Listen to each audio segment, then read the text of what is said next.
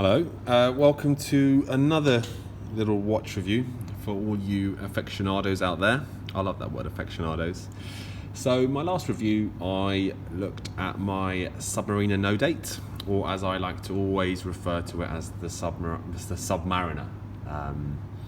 People call it the No Date because everyone's used to the Cyclops. But today I just wanted to focus a little bit on my recent acquisition, which I literally got recently today, like 5 hours ago. It's the 2017 Sea Dweller, call it the single red, the one that was launched in May 2017 at Basel by Rolex.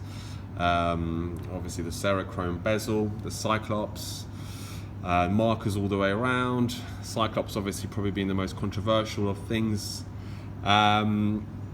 I love this watch. There's nothing else I can say about it. I find my Submariner prettier. I find it a prettier watch, and I find it comfortable. More comfortable.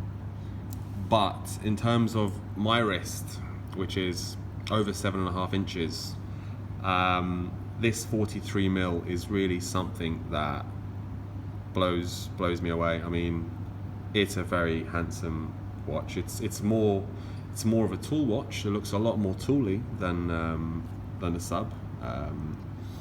But it's nice to see the Cyclops again. I've got used to not looking at the Cyclops that often because I've been wearing the Sub No Date for a month now.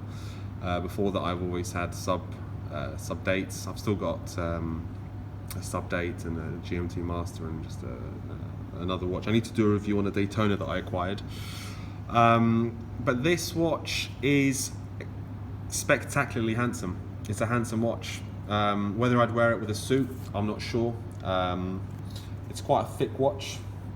If you can see past my hairy wrist, which look a lot hairier on camera for some reason, it's a thick watch. But for me, it's a comfortable watch. It's a really comfortable watch, and I like the feeling of this on my hand a lot. A bit more weight. I started with Swiss watches with sort of Breitling days, and they were really thick, set, heavy watches. I think Breitlings were the first watches that I fell in love with. But you know what I like about the Sea Dweller compared to the Submariner was that the Sea Dweller was kind of born in an era where I guess it was the next great stage of exploration, and Rolex were really working their backsides off in order to get a watch that can go this deep.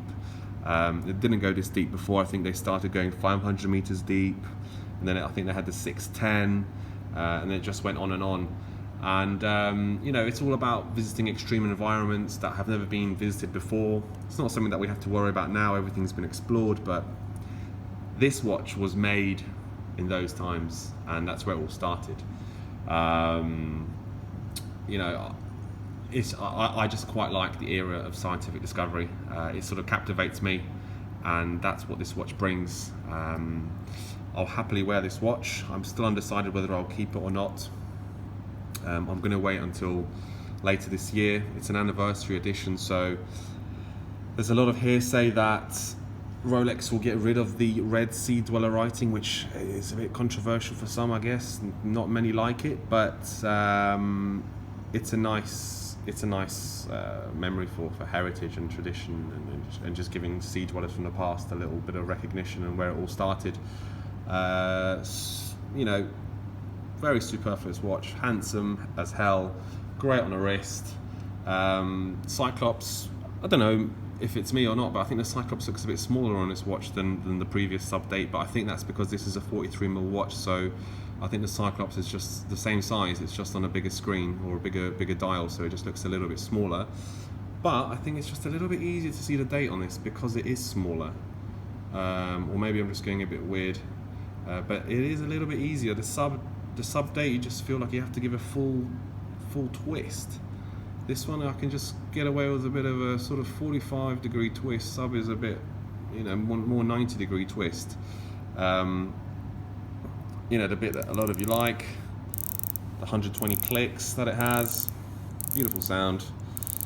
Friends of mine, every time they're with me, usually female friends, they always want to turn my bezel, and they like the sound of the click, and I hate it.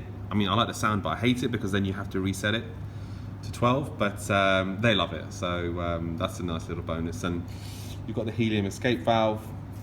I've obviously still got the stickers on it because I'm undecided, but I just love the look of the watch. Nice, thicker bracelet compared to the previous Deep Sea. Not as top heavy because it's bigger, which means that it hugs your wrist a little bit more. So it just wears a bit nicely. I mean, it just feels like a big heavy sub. It just feels like a big heavy sub, and you know, this for me, I love the No Date because this particular one here has a lot of memories attached to it, and it's just a very pretty watch. When I wear a suit, I'm so proud to wear this watch, and I just prefer it without the Cyclops. I've decided I really do prefer it. I like the purity of this watch.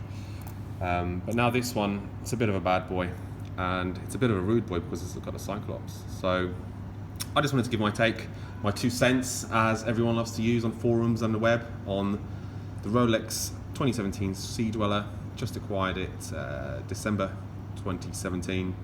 I'll be holding this guy in his stickers for a bit longer before I decide what I really want to do. Let's see if the stickers do stay on him, hey?